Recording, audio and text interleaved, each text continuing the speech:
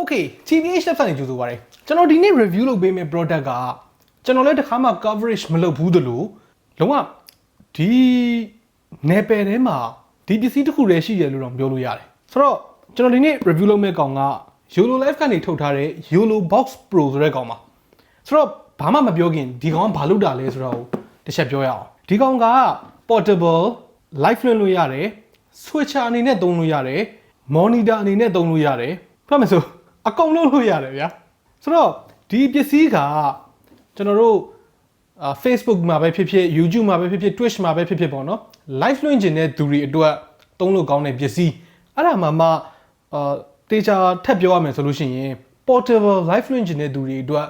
သုံးတဲ့ပစ္စည်းလို့ပြောရမှာပါဆိုတော့ဒီကောင်ကိုကျွန်တော်တို့ unboxing လုပ်အောင်ပြင်ဆက်ပြော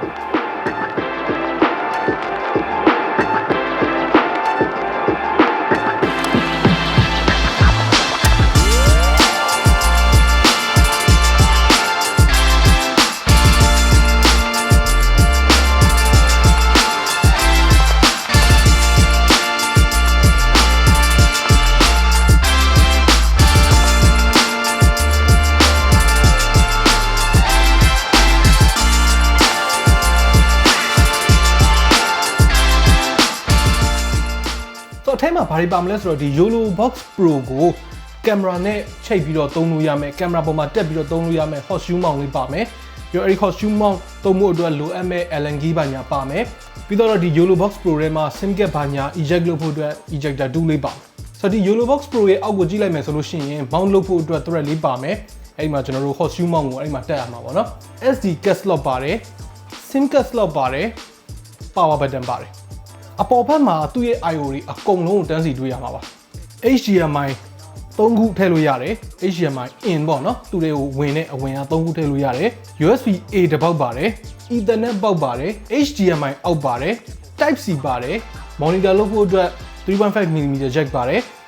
audio input အနေနဲ့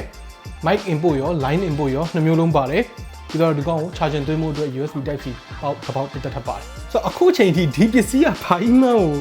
သိပြီးတော့မရှင်းသေးတဲ့သူတွေရှိလိမ့်မယ်လို့ထင်တယ်ဆိုတော့ကျွန်တော်ဥပမာလေးတစ်ခုလုပ်ပြမယ်ဆိုတော့ဒီ Yolobox Pro ကိုကျွန်တော်တို့ဒီ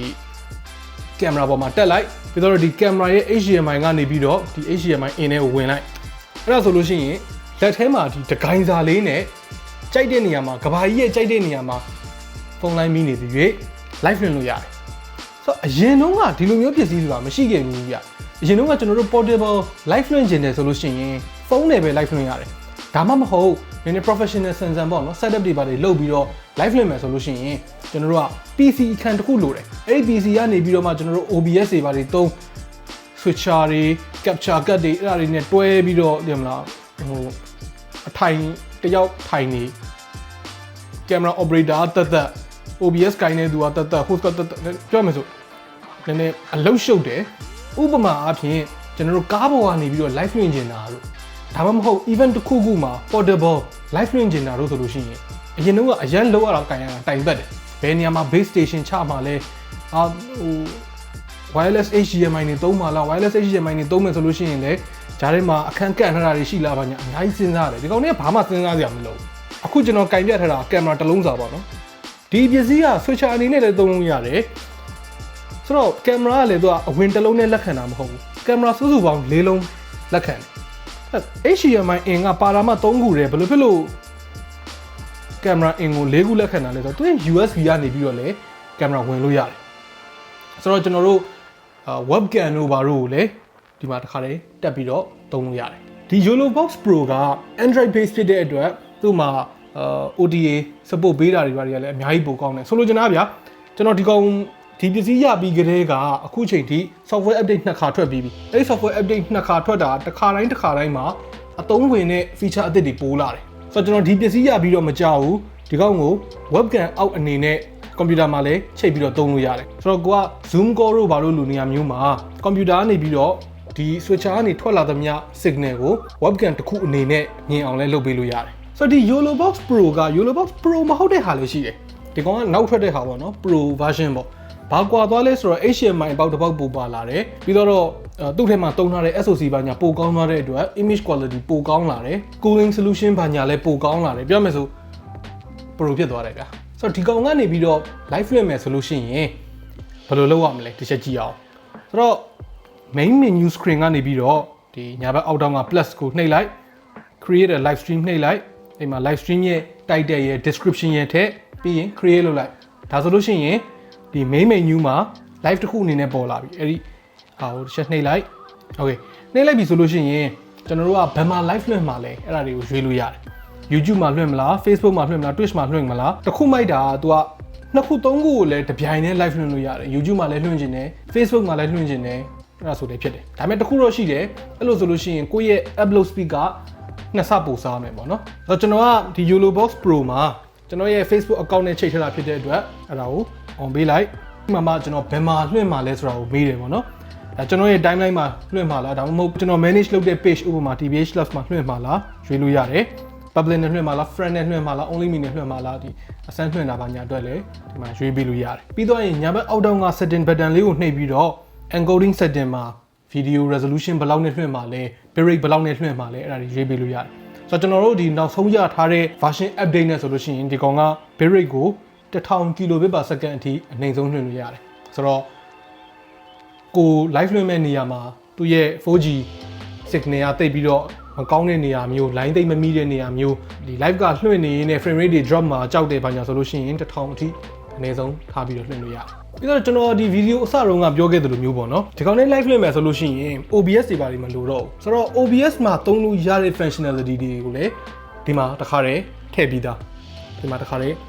built-in သုံးလို့ရတယ်ဥပမာအားဖြင့်မှာထားဖို့တော့ကျွန်တော် live လွှင့်နေတယ် live လွှင့်နေရင်လည်းကျွန်တော် pre-roll တစ်ခုထည့်ခြင်းတယ်ပေါ့နော်ကြော်ညာတစ်ခုထည့်ခြင်းတယ်ပေါ့အဲ့ဒါဆိုလို့ရှိရင်လည်း add video source ထဲမှာဒီ SD card slot ထဲမှာကျွန်တော်တို့ video file ကိုထည့်ထားပြီးတော့ပြီးရင် live လွှင့်နေရင်ကြိုက်တဲ့အချိန်မှာအဲ့ဒီ video file ကိုပြပေးလို့ရတယ် video file နဲ့မဟုတ်ဘူး PDF ပဲဖြစ်ဖြစ်ဓာတ်ပုံတွေပဲဖြစ်ဖြစ်ဒီနောက်ဆုံး update မှာဆိုလို့ရှိရင် GIF တွေပဲဖြစ်ဖြစ်တခါတည်းလုပ်ပေးလို့ရတယ်ပြီးတော့ तू HDMI input ကတစ်ပေါက်ထဲပါတာမဟုတ်ဘူး HDMI ကို3ခုရတယ်ပြီးတော့ webcam လည်းရတယ်ဆိုတော့ source က video source ကတစ်ချိန်ထဲမှာတစ်ပြိုင်ထဲမှာ4ခုရတာဟုတ်ဆိုတော့ multi view အနေနဲ့ तू picture in picture လား side by side view လား split view လားအဲ့လိုလည်းရွေးလို့ရတယ် picture in picture ထဲမှာဆိုလို့ရှိရင်ဘယ်ဟာကို main screen အနေနဲ့ထားမလဲဘယ်ဟာကိုscreen အသေးအနေနဲ့ထားမလဲအဲ့ဒီ screen အသေးကိုရောဘယ်လောက် size လိုချင်လဲကိုယ့်ဘာသာကိုတစ်ခုချင်းစီချိန်ညှိလို့ရတယ် okay နောက်တစ်ခု မိုက်တဲ့ feature တစ်ခုရှိတယ်ဒီအောက်ဘက်က menu bar မှာဒီ comment icon လေးကိုနှိပ်လိုက်လို့ရှိရင်ကိုက live လွှင့်နေရင် comment တွေကိုပါဒီမှာတစ်ခါတည်းဖတ်လို့ရတယ်ဆိုတော့ Facebook က comment ကိုဖတ်မလား YouTube က comment ကိုဖတ်မလား Twitch က comment ကိုဖတ်မလားအဲ့ဒါကိုရွေးလိုက်ပြီးတော့ပြီဆိုလို့ရှိရင် comment ရေးလိုက်တာနဲ့ဒီမှာတစ်ခါတည်းမြင်ရတယ်ဆိုတော့ comment ဖတ်ဖို့အတွက်ကိုဖုန်းတက်ထုတ်ပြီးတော့ကြည့်နေကြမလို့ဘူးဒီ device ကနေပဲတစ်ခါတည်းဖတ်လို့ရတယ်အဲ့ဒါကြီးက very good ကြီးဗျပြီးတော့ဘယ်ဘက်ကိုဆက်ကြည့်လိုက်မယ်ဆိုလို့ရှိရင် scoreboard display ဆိုတာလေးပါတယ်အဲ့ဒါကတော့ဒီ sports game တွေဘာတွေcoverage လုပ်မှာဆိုလို့ရှိရင်အသုံးဝင်နေပေါ့နော်ဘယ်အသင်းကတော့ဘယ်နှကိုသွင်းလိုက်ပြီဘယ်အသင်းကတော့ဘယ်နှကိုသွင်းလိုက်ပြီအဲ့ဒါကိုဒီမှာတစ်ခါတည်း live update လုပ်ပေးလို့ရတယ်ပြီးတော့ဘယ်ဘက်ကိုထည့်ကြည့်လိုက်မယ်ဆိုလို့ရှိရင်သူ့မှာ audio mixer ပါတယ်သူရဲ့ audio mixer ကလည်းတော်တော်လေး strong ဖြစ်တယ်လို့ပြောလို့ရတယ်ပေါ့နော်ဆိုတော့ကျွန်တော်တို့ဒီ HDMI signal မှာ audio ကပါပြီးသားဆိုတော့ထားပါတော့ကျွန်တော်မှာ camera နှလုံးရှိတယ်ပေါ့နော်ဒါ camera 1လို့သတ်မှတ်လိုက်ပေါ့ကျွန်တော်အခုရိုက်နေတဲ့ camera ကို camera 2လို့သတ်မှတ်လိုက်ပေါ့နော်ဆိုတော့ camera 1ကနေ camera 2ကိုချိန်လိုက်တဲ့အခါမှာ audio က camera 1မှာပဲကြံခဲ့မှာလား camera 2က audio ကိုယူမှာလားဒါမှမဟုတ်အချိန်တိုင်းမှာ camera 1ရဲ့ audio ကိုပဲယူမှာလားကြိုက်သလိုရွေးလို့ရတယ်မဟုတ်ဘူး camera တွေကနေ audio ကိုမလိုချင်ဘူးပေါ့နော်တက်ဒီမှာ input mic input ဒီ 3.5mm jack ကနေပြီးတော့ input ယူပြီးတော့ဒီက audio ကိုပဲယူမယ်ဆိုလည်းရတယ်တခါတလေဗျာဥပမာကိုကaudio ကိုဒီ 3.5mm ကနေဝင်တယ်ဒါပေမဲ့ video ကြတော့ wireless HDMI ကနေလာတယ်လို့ပါတော့ဆိုလို့ရှိရင် wireless HDMI မှာ delay ပါတယ်ပဲဆိုပါတော့အဲဆိုလို့ရှိရင်ပါဇက်နဲ့ဒီ audio နဲ့ကမကိုက်တဲ့ပြဿနာတွေလည်းရှိတယ်အဲ့ဒါအတွက်ကိုလည်း 3.5mm jack အတွက် delay ထည့်မလား audio delay ထည့်မလားကြိုက်တယ်လို့ချိန်ညှိလို့ရတယ်ပြီးတော့ဒီဘယ်ဘက်ဆုံးက icon ကကြတော့ overlay icon overlay တွေကလည်းအများကြီးရှိတယ်ဒီမှာ plus နှိပ်လိုက်မယ်ဆိုလို့ရှိရင် image overlay ဒီပုံအနေနဲ့ပြမှာလားဒါမှမဟုတ် lower third စာထိုးတာတွေပါတွေလုံမှာလားကောင်တောင်းတိုင်မှာလုံမှာလားဥပမာခဏနားမယ်ဘယ်လောက်နေပြန်လာမယ်ဘယ်လောက်နေလို့ရှိရင် live စတော့မယ်ကြိုက်တာလုပ်လို့ရတယ်ဥပမာကျွန်တော်လိုအပ်တဲ့တစ်ခုကိုစမ်းပြီးတော့လုပ်ကြည့်အောင်လိုအပ်တဲ့မှာဒီမှာကျွန်တော်တို့ကြိုက်တာရွေးလို့ရတယ်တစ်ခုကိုရွေးပြီးသွားပြီဆိုလို့ရှိရင်လိုအပ်တဲ့ကိုဘယ်နေရာမှာထားမှလဲနေရာရွေးလို့ရသလို title တွေ subtitle တွေဝင်ပြောင်းလို့ရတယ် font တွေဝင်ပြောင်းလို့ရတယ် title တွေရဲ့ size ကိုရွေးလို့ရတယ် title ရဲ့ color ကိုရွေးလို့ရတယ်ပြီးတော့ background color subtitle ရဲ့ font size color subtitle offset scale အကုန်ဒီမှာတစ်ခါလေးဝင်ပြင်ပေးလို့ရတယ်ဆိုတော့ basic ဖြစ်တဲ့ lower third တွေအကုန်လုံးဒီမှာတစ်ခါလေး building လုပ်ပေးလို့ရတယ်ဆိုတော့ကျွန်တော်တို့က lower third တွေပါတယ်ကိုတစ်ခါလေးဟို live မစခင်မှာကြိုပြီးတော့ setup လုပ်ထားပြချင်တဲ့အချိန်ကြတော့မှအဲ့ဒါကိုကောက်နှိပ်လိုက်လို့ရှိရင် screen ပေါ်မှာတစ်ခါလေးပြပေးမယ်ဆိုတော့ဘယ်လိုပြအောင်လဲ live လွှင့်နေတဲ့သူတွေအတွက်လုံးဝ one man team ဖြစ်သွားတယ်ဗျာဒီလား camera ကင်တာလည်းကိုပဲ switcher ကင်တာလည်းကိုပဲ OBS ကင်တာလည်းကိုပဲအဲ့လိုမျိုးအကုန်လုံးကိုတနေရာထဲမှာကင်လို့အဆင်ပြေအောင်လုပ်ပေးထားတယ် okay ဆိုတော့ဒါကတော့သူ့ရဲ့ feature တွေ functionality တွေပေါ့နော်ဒီကောက်မှာမကြိုက်တဲ့အချက်ကျွန်တော်နှစ်ချက်ရှိတယ်ပထမတစ်ချက်က color shift လေးနည်းနည်းရှိတယ်ဆိုတော့ကျွန်တော်တို့ camera ကနေပြီးတော့ထွက်တဲ့ output ကဒီထဲကိုဝင်သွားပြီဆိုလို့ရှိရင် camera မှာပေါ်နေတဲ့အတိုင်းမဟုတ်ဘူး color နည်းနည်းလေးအပြောင်းလဲရှိတယ်ဒါပေမဲ့ဒီ screen မှာပေါ်နေတဲ့ image ကတော့ကျွန်တော်တို့ live မှာတကယ်ပေါ်မဲ့ image ပဲဆိုလိုချင်တာကဒီကောင်းရဲ့ display ကဖြစ်နေတာမဟုတ်ဘူးဒီ signal က Yolobox Pro တွေကိုဝင်တဲ့အချိန်မှာ color shift နည်းနည်းဖြစ်သွားတာဆိုတော့အဲ့ဒါကိုဖြည့်ရှင်းမှုအတွက်ကျွန်တော် camera ကနေပြီးတော့ picture profile ပြောင်းတာတို့ tint ပြောင်းတာတို့ white balance ပြောင်းတာတို့လုပ်လို့ရတယ်ပြဿနာကဒီမှာလုပ်လို့မရဘူး Yolobox Pro ထဲမှာလုပ်လို့မရဘူး color chain တာတို့LED ထည့်တာတို့အဲ့ဒါတွေလုပ်လို့မရဘူးနောက်တစ်ခုမကြိုက်တာကဒီ Yolobox Pro ကိုကျွန်တော် lock ခတ်လို့မရဘူး lock ခတ်လို့မရတော့ဘာပြဿနာရှိလဲဆိုတော့ဒီပစ္စည်းကတခြားသူတယောက်ရဲ့လက်ထဲကိုရောက်သွားမယ်ဆိုလို့ရှိရင်ကျွန်တော်ရဲ့ Facebook account ကြီးပါသွားပြီဟုတ်လားကျွန်တော်ရဲ့ Facebook account ကိုတုံးပြီးတော့ तू ကကြိုက်တဲ့အချိန်မှာကြိုက်တဲ့ live တွေ तू လွှင့်လို့ရနေတော့မယ်ဆိုတော့အဲ့ဒီ security risk တွေတခုရှိတယ်ပေါ့နော်ဆိုတော့အဲ့နှစ်ခုစလုံးကတော့ software update နဲ့ဖြည့်ရှင်းလို့ရတဲ့ပြဿနာတွေကြီးပဲဆိုတော့အဲ့ဒါဒီ Yolobox Pro ရဲ့အားသာချက်ပေါ့နော်အရာရာကို तू ကအရာရာနီးပါးပေါ့အရာရာနီးပါးကို software update နဲ့ဖြည့်ရှင်းလို့ရတယ်ဆိုတော့တို့အခုအသက်လာမဲ့ software update တွေမှာဘာပါမယ်လို့သူတို့ပြောထားလဲဆိုတော့ web view ကနေပြီးတော့ overlay တွေပါလုပ်ပေးလို့ရမယ်ဆိုလိုချင်တာကဗျာဥပမာကျွန်တော်ရဲ့ live လုပ်နေနေဘယ်သူကတော့ star block ပေးသွားတယ်ဘယ်သူကတော့ subscribe လုပ်သွားတယ်ဘယ်သူကတော့ဒီ screen ကို share သွားတယ်ဘာညာအဲ့ဒီ alert box တွေ chat box တွေအဲ့ဒါတွေအတွက်ကို web view ထည့်လို့ရတော့မယ်ဆိုတော့အဲ့ဒါသာပါသွားပြီဆိုလို့ရှိရင်ဒီပစ္စည်းကလုံးဝကျွတ်စင် special ကြီးဖြစ်သွားပြီ okay ဆိုတော့အဲ့ဒါလေးတွေကလွဲလို့ရှိရင်တော့သူ့ရဲ့